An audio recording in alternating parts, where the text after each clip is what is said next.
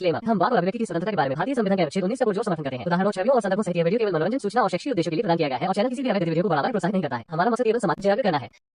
जय हिंद दोस्तों, आप सब ने एक्स मुस्लिम समीर भाई की बहुत सारी लाइव स्ट्रीम देखी ही होंगी और समीर भाई के अंदाज और उनके गुस्से से भी अच्छी तरह वाकिफ ही होंगे। जब भी कोई जाहिल मोमिन उनसे टकराता है तो समीर भाई एक सांस में ही उसकी सारी हेकड़ी निकाल देते हैं। इस वीडियो में दो खास चीजें आप सबको देखने को मिलेंगी। पहली, आज से इतना बड़ा जाहिल मक्कार अकल से पैदल मोमिन शायद ही किसी लाइव स्ट्रीम में आपने देखा होगा। दूसरा, समीर भाई इस मोमिन से इतनी देर तक बिना अपशब्दों का प्रयोग किए इतनी देर तक इस मोमिन को झेलते रहे, ये बहुत बड़ी बात है। समीर भाई का ये नेचर देखकर बहुत आश्चर्य हुआ। वीडियो बहुत ही खास है, इस वीडियो को पूरा जरूर देखिएगा और अगर पसंद आए तो लाइक, शेयर और कमेंट करना बिल्कुल मत भूलिएगा। आप सबके लाइक, शेयर और कमेंट करने से ही वीडियो की रीच बढ़ती है। तो आइए देखते हैं जाहिल मोमिन की जाहिलाना बातें। अब मुझे ये बता दो कि तुम्हारे पास और कौन सी ऐसी अच्छी खूबी है इस्लाम को सही साबित करने की जिसको तुम साबित कर सको with reference. Go ahead, tell me. तो इस्लाम में एक गॉड का कॉन्सेप्ट है कि एक पालनहार है आपका। सनातन में भी एक गॉड का सनातन में भी एक गॉड का कॉन्सेप्ट है। क्रिश्चियनिटी में भी एक ही गॉड का कॉन्सेप्ट है। जुडाइज्म में भी एक ही गॉड का कॉन्सेप्ट है। फर्क सिर्फ इतना है कि समझ में नहीं आता। तुम लोगों को समझने की बात है, बस समझ जाओगे तो एक ही गॉड का कॉन्सेप्ट है सारी दुनिया के मजहब और धर्म में।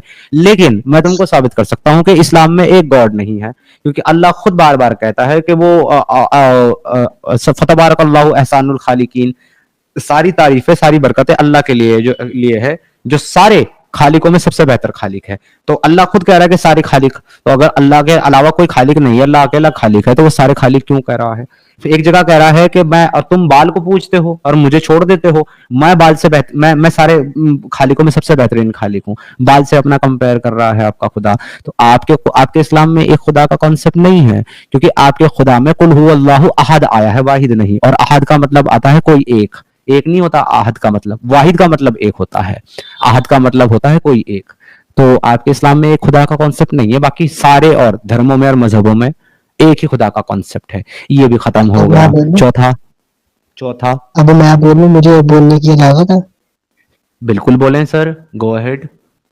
क्रिश्चियनिटी में 3 गॉड का कॉन्सेप्ट है जो उसमें बिल्कुल नहीं है।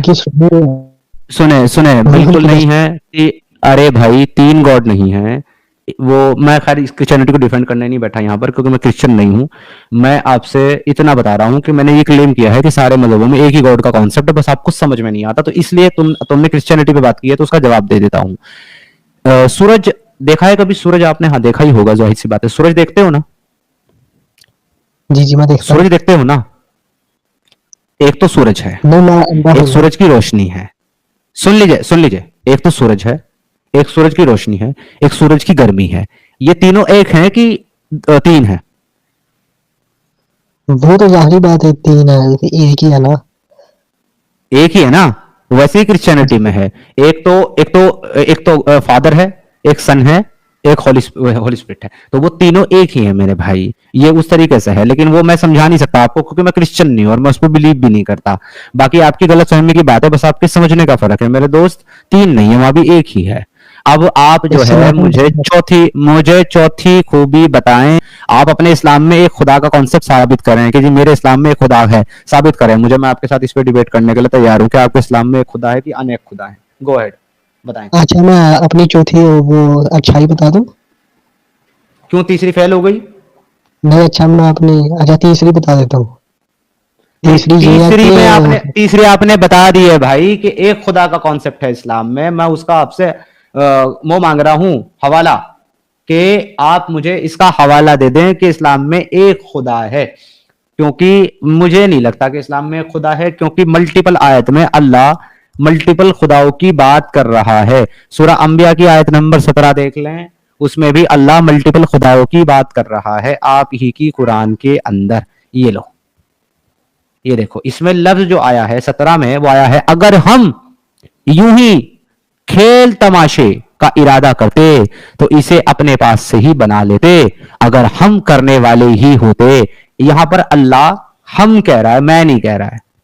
हम, और हम का मतलब होता है वी, एक से ज्यादा के लिए इस्तेमाल होता है वी, क्योंकि एक के लिए आई इस्तेमाल होता है, वी नहीं। तो यहां भी आपके कुरान में मल्टीपल गॉड का कॉन्सेप्ट है। इसके हमसे अलावा मुताबिक मेरे प्यारे खुदा भाई, नहीं हो सकता। हाँ नहीं, हमसे मुराद जो है वो हमसे बिल्कुल यहाँ पर एक खुदा नहीं है, मल्टीपल खुदा है। बल्कि अल्लाह जो है वो अपनी मिसाल जो है वो बाल से दे रहा है, अपना अपना कॉम्पिटिशन बाल से कर रहा है कुरान के अंदर, कि तुम बाल को पुकारते हो और असली खुदा को छोड़ देते हो। लेकिन अल्लाह जो है वो सारे के सारे खालिकों में, सारे माबूदों में सबसे बेहतरीन है। वो अपने आप को बेटर तो बताता है बाकी से, पर ये नहीं कहता कि उसके अलावा और कोई है नहीं। वो उनको अपने आप को बाकी से कंपेयर करके अफजल बताता है।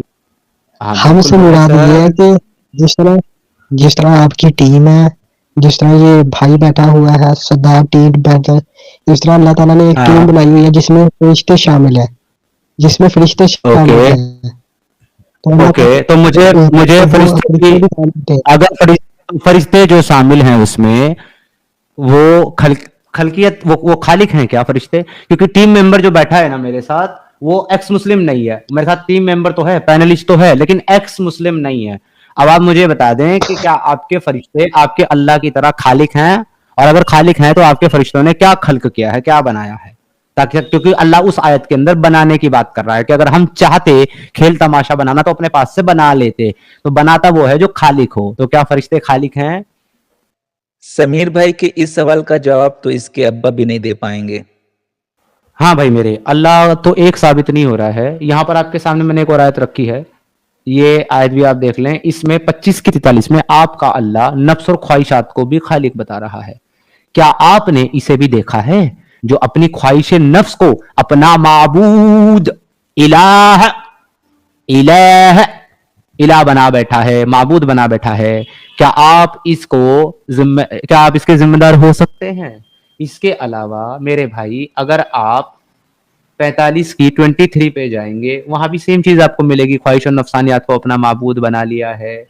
इसके अलावा मेरे भाई, बाल को खुदा बनाने का इसके अंदर जिक्र है, उसका भी रेफरेंस में आपको दी दी थी। तो आपका तो इस्लाम में एक खुदा नहीं है भाई, मल्टीपल खुदा है, क्योंकि आपका खुदा खुद तस्लीम कर रहा है कि वो बहुत सारे खुदाओं में से एक खुदा है। भाई मैं क्या आपने इसे भी देखा जो अपनी ख्वाहिश नफ्स को अपना मबूद बना ले? ये अल्लाह ताला एग्जांपल दे रहा है लोगों की एग्जांपल दे रहा है जो ओके अपनी ख्वाहिशों को बनाता है। हाँ। नहीं तो लोगों वो की माबूद है कि नहीं? वो माबूद है कि नहीं है? लोग समझते हैं ना, लोग समझते हैं उनको। अच्छा ओके उन- ठीक है। उनके तो अगर लोग समझते हैं उनको, अल्लाह भी समझता है क्या? मैं ये पूछ रहा हूँ, अल्लाह भी इनको खालिक मानता है क्या? नहीं, जो जिस तरह का आदमी होता है बंदा उसी तरह बन के बात करता है।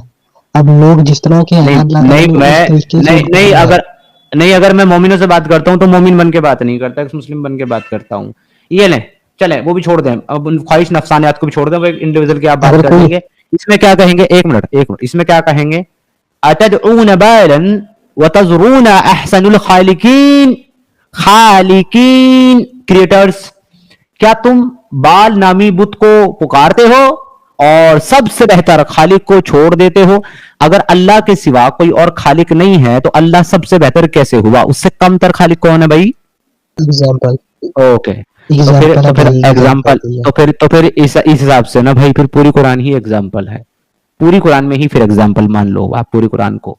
फिर पूरी कुरान को सच्चा क्यों मानते हो, उसको एग्जाम्पल क्यों नहीं मानते आप? अब मैं चौथी अच्छाई बता दूं। इस पे पहले ये कह चौथी दो कि मैं अच्छाई मान बता लिया दूं। कि, पहले आप इस पे तस्लीम कर लो कि इस्लाम में एक खुदा नहीं है, फिर चौथी बता दो। टाइम वेस्ट मत करो। ये एग्जांपल है, मैं क्यों उसके भाई एग्जांपल दी है। और एग्जांपल तो भाई लोगों जब की इसको बात एक्सेप्ट की है, जब पूछा इसको है, सवाल किया। ओके, जब इसको एक्सेप्ट नहीं करते, अच्छा अल्लाह ने एग्जाम्पल दिया, मिसाल दिया है, राइट? एग्जाम्पल को मिसाल कहते हैं ना? जी जी, एग्जाम्पल को ये उर्दू में मिसाल क्वेश्चन कहते हैं मार्क ना? है। हाँ ओके, ये जी क्वेश्चन जी, मार्क नहीं है ये। Hello hello hello, question mark इस पर है कि तुम बेहतरीन खालिक को छोड़ देते हो। ठीक है, बेहतरीन खालिक को छोड़ देते हो, यानी कि अल्लाह पूछ रहा है कि क्या तुम बाल को पुकारते हो? इसमें भी क्वेश्चन मार्क है। और सबसे बेहतरीन खालिक को छोड़ देते हो? अल्लाह लोगों से पूछ रहा है कि तुम सबसे बेहतर खालिक को छोड़ रहे हो। तो ये एग्जाम्पल है, मिसाल है। लेकिन इसी कुरान में अल्लाह कहता है ला कमिसली सही, अल्लाह की कोई मिसाल ही नहीं है। जब अल्लाह की कोई मिसाल ही नहीं है तो फिर बाकी खुदाओं से मिसाल कैसे दे रहा है अल्लाह? अच्छा मैं चौथी अच्छाई बता दूं? पहले इसको तस्लीम कर लो कि ये गलत है, भाई वो हिकमत फिर है। आगे बढ़ जाओ। अल्लाह पाक जो है हमारे वो हकीम है। मैं वो कह रहा हकीम हूँ है भाई। हिकमत का मतलब ये हिकमत का मतलब ये होता है कि मैं आज बोलूं कि मैं आदमी हूं, कल मैं बोलूं औरत हूं, परसों मैं बोलूं कि मैं जो है ना लड़का हूं, और चौथे दिन मैं बोलूं मैं लड़की हूं, तो ये हिकमत मानी जाएगी, झूठ नहीं माना जाएगा, राइट? ये आप लोगों के लिए मिसाल है क्योंकि आप जो बेहतरीन खाली को छोड़ रहे हो। ओके, आप तो लोग बेहतरीन वो बेहतरीन तब खाली को छोड़ रहे हो। आप लोगों के लिए आदमी। अगर हम बेहतरीन खालिक को छोड़ रहे हैं तो कमतरीन खालिक कौन है? कोई भी नहीं है। कोई भी नहीं है। तो जब कोई है ही नहीं कमतरीन खालिक, तो फिर वो बेहतरीन खालिक कैसे हुआ? यही तो मेरा सवाल है वो तो मोमिन है। भाई। इनकी किताबों में हर बात पर कॉन्ट्रडिक्शन है, इसीलिए मोमिन जिंदगी भर खुद तो परेशान रहते ही हैं, दूसरों को भी परेशान करते रहते हैं। अरे भाई मैं ये कहूं कि मैं दुनिया में सबसे तेज दौड़ता हूं, दुनिया में सबसे तेज दौड़ता हूं, तो ये बात तब साबित होगी ना जब मैं 10-15 लोगों के साथ दौड़ूंगा। अगर मैं अकेला दौड़ करके कहने लगूं मैं सबसे तेज दौड़ता हूं, तो ये कैसे पता चलेगा कि मैं तेज दौड़ता हूं, या मेरे से भी तेज दौड़ने वाला कोई है कि नहीं है? ये तभी तो पता चलेगा जब बहुत सारे लोग दौड़ेंगे रेस में। जब बहुत सारे पार्टिसिपेंट रेस लगाते हैं तो उनमें से कोई एक फर्स्ट आता है, जो फर्स्ट आता है वो विनर होता है क्योंकि उसकी स्पीड सबसे तेज है। लेकिन उसको फर्स्ट आने के लिए किसी का सेकंड, थर्ड, फोर्थ और लास्ट आना जरूरी है, तब वो फर्स्ट आएगा। कम से कम सेकंड आना तो जरूरी है किसी का। अगर कोई सेकंड नहीं आ रहा है तो वो फर्स्ट कैसे आएगा? तो उसी तरीके से अगर कमतरीन खालिक नहीं है तो अल्लाह बेहतरीन खालिक कैसे हो जाएगा? भाई मेरे लॉजिक इस्तेमाल कर ले, थोड़ा सा दिमाग इस्तेमाल कर ले, ऊपर वाले ने इस्तेमाल करने को दिया, ये खाली लेकर के जाएगा वापस। ये लोगों को समझाने का तरीका है। ये इसमें अल्लाह ताला की जरूर मेरे मालिक की कोई हिकमत होगी। आप मेरी चौथी अच्छाई सुन ले। ओके, आपकी बात कंप्लीट हो गई, अब मेरा जवाब सुन ले आपकी बात पर।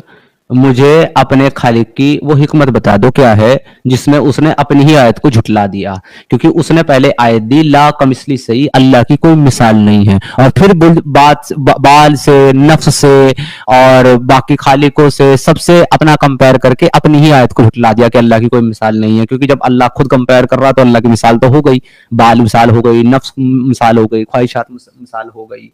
ठीक है जी, तो ये सारी की सारी मिसाल ही तो है भाई, एग्जाम्पल ही बोला ना आपने, मिसाल है ये सारी की सारी। अच्छा मैं तो फिर अल्लाह अपनी ही बनाई हुई आयत को क्यों झुटलाएगा? और कौन सी हिकमत है अल्लाह की झुटलाने की? मुझे जरा वो हिकमत बता दें प्लीज। अच्छा इसमें वो अल्लाह की अल्लाह ही जानता है। जो खुदा होता है इसमें इसमें कोई राज छुपा है। इसमें कोई राज क्या छुपा राज? है। वो राज ही तो पूछ रहा हूँ ना, वो राज क्या है?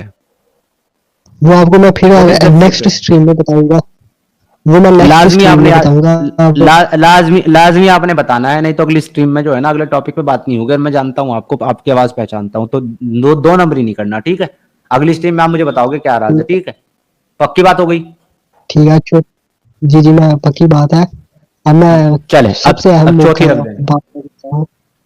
हाँ चौथी बता दें क्या है अच्छा इस्लाम में। जो तीन तो आपके खत्म हो गई भाइयों। लोग हैं एक मिनट जरा भाइयों से बात कर लूं। दोस्तों इन्होंने अब तक 3 अच्छाई मुझे इस्लाम की बताई, अच्छाई समझ करके, लेकिन वो इस्लाम के खिलाफ चली गई है।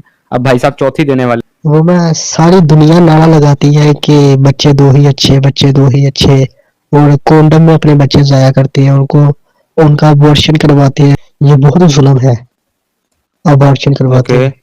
लेकिन हम मुस्लिम जो है वो खुले दिल से हम कहते हैं जिस जान ने आना है, जिस रूह ने आना है वो आकर रहेगी। तो इसलिए हम लोग खुले दिल से अपनी औलाद पैदा करते हैं, तो तुम लोग इस मामले में कंजूसी करते हो। ओके, जरा मुझे आयत का भी हवाला दे देंगे तो बड़ी मेहरबानी होगी। कौन सी आयत है?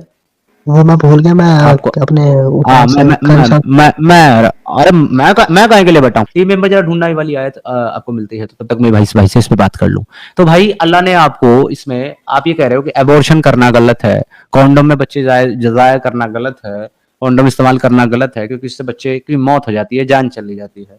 तो भाई अगर बच्चों के पैदा होने से प्रिवेंट किया जा रहा है, जबकि रोका जा रहा है, जबकि वो बच्चे नहीं है, अभी अभी वो सिर्फ मर्द का जो है स्पर्म है, मेल स्पर्म है वो ओनली, उसको जाया करना ज्यादा बुरा है या किसी बच्चे के पैदा होने के बाद उस बच्चे का मर जाना ज्यादा बुरा है? जरा मुझे बता दें।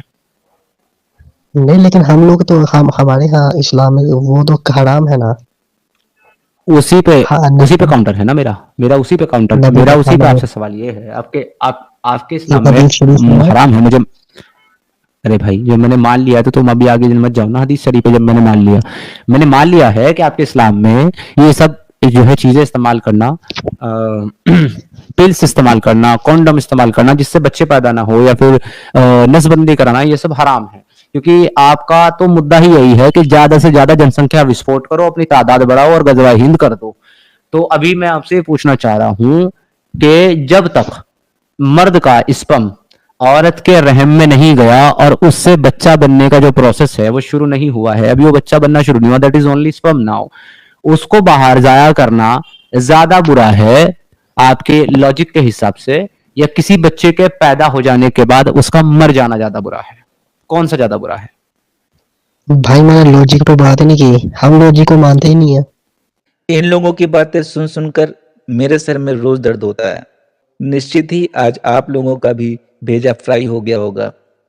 दोस्तों, ये चैनल किसी से भी फाइनेंशियल सपोर्ट की डिमांड नहीं करता है। बस इस कल्ट से भारत को बचाने के लिए लाइक, शेयर और कमेंट जरूर करें। इतना करना ही हमारे लिए बहुत बड़ा सपोर्ट है। अरे भाई, मैं तुमसे कॉमन सेंस का नॉर्मल सी बात पूछ रहा हूं। अपना दिमाग अपने मामले में तो इस्तेमाल कर सकते हो, अपना दिमाग इस्तेमाल करके मुझे ये बताओ कि बच्चे का जाया होना, बच्चे का मारा जाना ज्यादा बुरा है, या तो फिर स्पर्म का जाया होना ज्यादा बुरा है? दोनों काम ही बुरे हैं, दोनों कौन काम सा ही ज्यादा बुरे बुरा हैं। है? कौन स्पर्म सा को ज्यादा बुरा है? कॉन्डम इस्तेमाल, दोनों ही बुरे हैं, कॉन्डम इस्तेमाल करना भी बुरा है, वो दोनों। और चलो अबार्शन भी बुरा है। चलो छोड़ दे देता हूँ। हालांकि बच्चों को हर एक कॉमन सेंस वाला इंसान जो है वो यही कहेगा कि बच्चों को मारना ज्यादा बुरा है, लेकिन आप जो है दोनों ही बुरा कह रहे हो, तो चलो इतना भी मैं इसी में मैं वो कर लेता हूँ, थोड़ा सा मतलब तहम्मुल कर लेता हूँ, इसी में एडजस्ट कर लेता हूँ। तो मैं यही मान लेता हूँ कि दोनों बुरे हैं। मुझे एक बात बताइए कि अगर आपके घर में उतना रिस्क नहीं है, या आपकी जो सोर्स ऑफ इनकम है वो इतनी बड़ी नहीं है कि आप एक साथ 6, 7, 8 या 10 बच्चों की परवरिश कर पाए, इस वजह से आपका रिस्क कम है और आपकी रोजी कम है, इस वजह से भूख की वजह से आपके बच्चे मर जा रहे हैं, तो वो बुरा काम है कि नहीं है? क्योंकि आपने उनको पैदा किया है, फिर आप खिला नहीं पा रहे हैं और वो भूख से मर जा रहे हैं। सो इट इज खिलाने बैड वाली और बात गुड? खिलाने वाली बात परवरदिगार है हमारी, परवरदिगार तो एग्जैक्टली, हमारा। एग्जैक्टली। उस आयत में यही बताया गया है कि तुम जो है वो मुफलिसी के डर से, गरीबी के डर से तुम लोग अपनी औलादों को कत्ल मत करो, क्योंकि खिलाने वाला जो है वो अल्लाह है। अब मेरा अगला सवाल आपसे ये है, आप इस पर ईमान रखते हैं कि अल्लाह खिलाने वाला है, अल्लाह सबको खिलाता है? जी जी, सबको खिलाता है, लेकिन जो गुमराह हो जाते हैं लोग, नहीं, जो लोग गुमराह अल्लाह ने होते हैं। बच्चों की बात कर रहे हैं। अभी यहाँ लोगों की बात नहीं कर रहे हैं। अगर आपका अल्लाह बच्चों को खिलाने वाला है और उसने ये कहा है लोगों को कि आप अपने बच्चों को कत्ल मत करो बल्कि उनको पैदा करो, मैं उनको खिलाऊंगा, तो फिर मुझे ये बता दो मेरे भाई, ये जो फीडिंग अमेरिका की ऑफिशियल वेबसाइट है, जिसके मुताबिक हर साल कम से कम 1 से 1.5 मिलियन बच्चे, यानी 10 से 15 लाख बच्चे भूख की वजह से मर जाते हैं, इनको अल्लाह क्यों नहीं खिलाता? मैं अमेरिका को मानता ही नहीं हूँ, अमेरिका की किसी मैं रिपोर्ट पे मैं यकीन नहीं करता। ओके, मैं तुम्हें इंडिया की रिपोर्ट दिखा देता हूँ, ये लो।